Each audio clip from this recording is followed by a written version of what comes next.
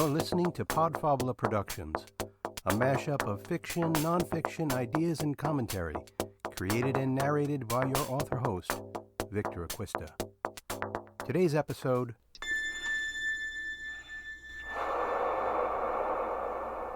When the River Ran Dry. Welcome back, everyone, and thanks for listening in to episode 204. I'll be profiling the work of author colleague Robert Davies, a masterful speculative fiction writer. Today I'm reading from one of his superb novels, a work of dystopian sci-fi. In just the brief narration I share, I'm sure you'll appreciate how he paints the scene so you can get into the skin and mind of the main character and feel the mood he captures so eloquently. Here's the back jacket. Earth, 2180. Society has risen again after the fall, and city-states soar above the wreckage of a distant past. On the crowded streets of Novum, Ricky Mills runs the hustle, slipping past the MPE and behavior regulators to deliver illegal treasures his clients can't find for themselves. But the numbing grind brings him little joy, and a second existence, lived inside a powerful simulation, has become an unbreakable habit, leading to insurmountable debt. To pay back his debt and stay alive, he embarks on a personal journey that involves desperate fear, the sacrifice of another, and a promise to fulfill an old man's dream. What Ricky discovers will change his life forever. And here's some backstory about the character and setting. A street hustler. You know the type. That's our main character, Ricky. Only he hustles in the streets and shadows of a super metropolis, 150 years from now, built upon the crumbled remains of a city decimated in a global disaster. This is the second rise of humanity on Earth, where 80% of the population lives in concentrated city-states, urban islands. Ricky's city is called Novum, a hard, unforgiving place that exemplifies class divide. The wealthy and privileged live up above the clouds in huge arcology buildings. Below, the common laborer classes scratch and struggle on the crime-ridden surface streets or subsurface caverns. Like many people, Ricky escapes his dull reality inside a powerful, custom-written adventure simulation, but the software's incredible realism has become an addiction he can no longer afford. Now, unable to meet his payment obligation, he has become an object of callous fascination in a popular and brutal television program while millions watch on their screens. His walk is a run for his life, pursued with only the clothes on his back by armed chase units, authorized to hunt and kill him on sight. He has been given a brief head start on a terrifying and desperate journey across the bleak outskirts of Novum in the late hours of a sweltering night. If he reaches his appointed goal alive, a microwave transmission tower about 8 miles distant, his debt will be absolved. However, if the chasers run him down, Novum's viewers get to watch him die in a hail of bullets. The betting houses around the city are alive with odds makers settling the line on Ricky's survival. Those odds are, shall we say, not in his favor. Only a handful of people have ever survived the walk, and all of them were hardened criminals better suited to the task than Ricky. He's a skilled hustler and smuggler, but his chances of making it through are slim to none. Let's join Ricky on part of his life or death walk in this brief excerpt from When the River Ran Dry by Robert Davies.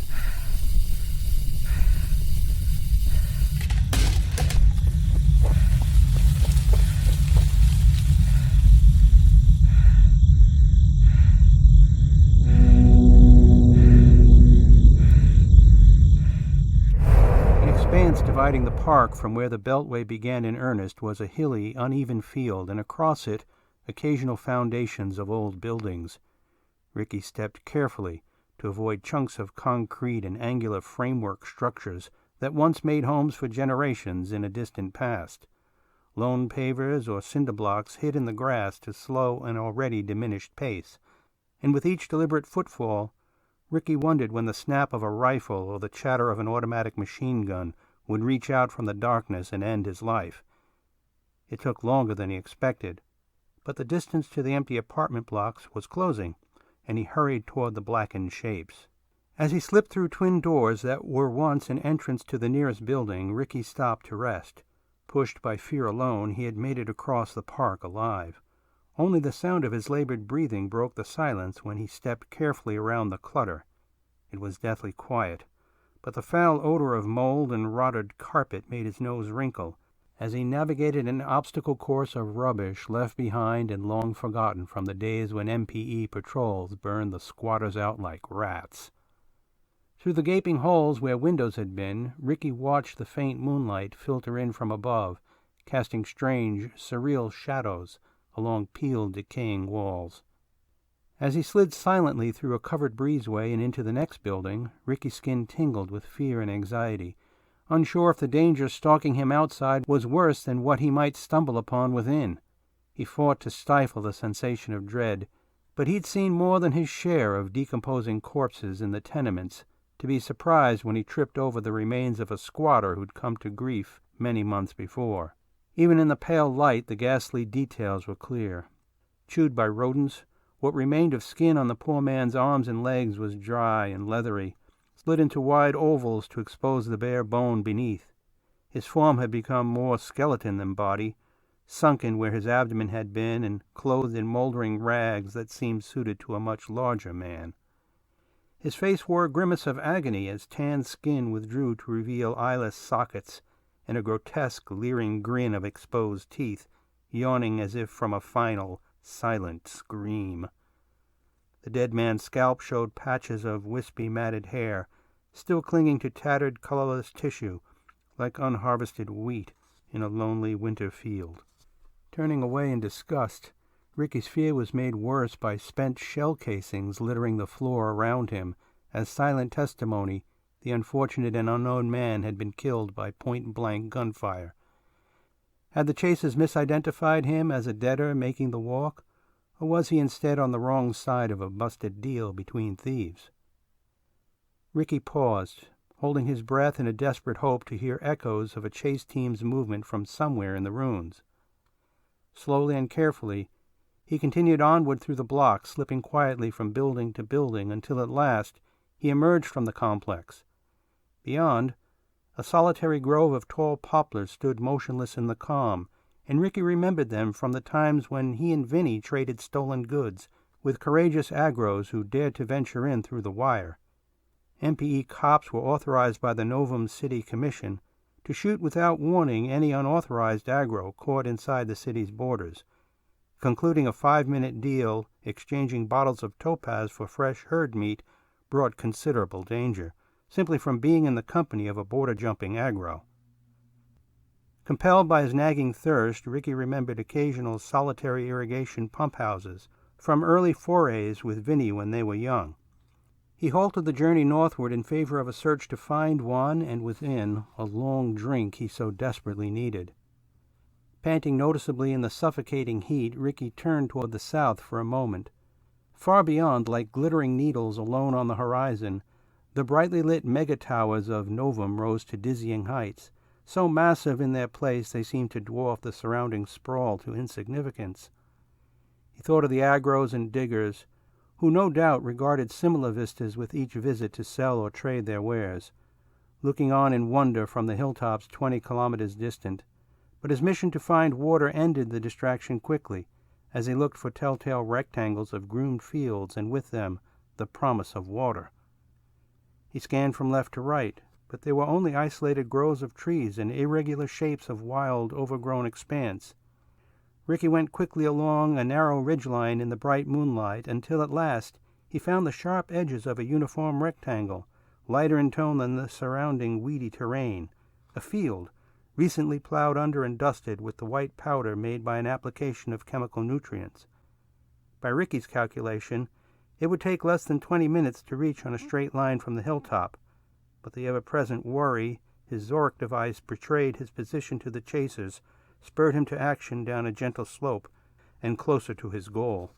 The heavy grass was rough and stiff, but he kept a steady pace as he went along the hillside to a stand of pines, astride an undulating field in the darkness, and from it the unmistakable aroma of freshly turned earth.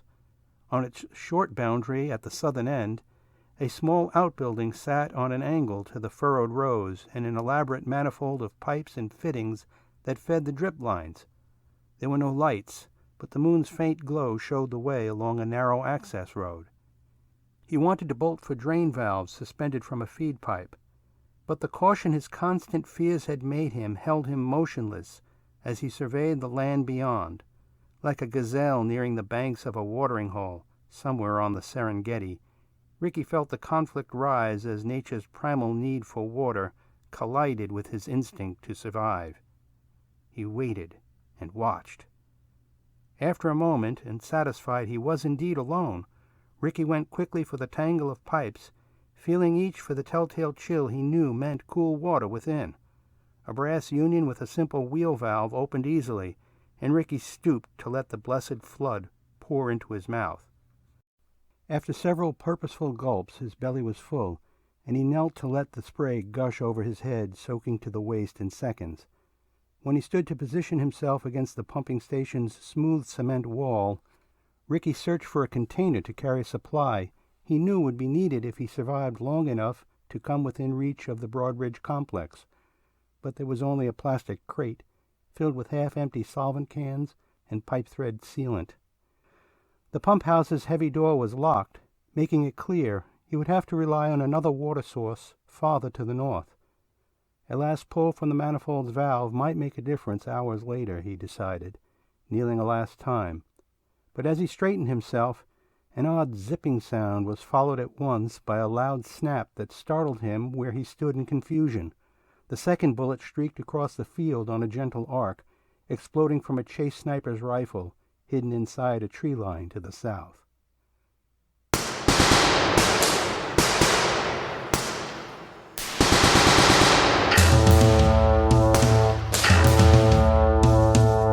If you want to know what happens next, you'll have to buy the book. You won't be disappointed. I'll post links to the Amazon order page as well as Robert Davies' website. As an aside, it's one of the best author websites I've ever seen. You should check it out. And make sure to watch the trailer for today's novel. I hope you enjoyed listening to today's podcast episode. Check out the show notes for information about Podfabler Productions' Facebook page, my author website, and the 8 streaming platforms that carry the show. Please subscribe, tell your friends, and keep an eye out for my upcoming suspense novel, Serpent Rising. Until next time,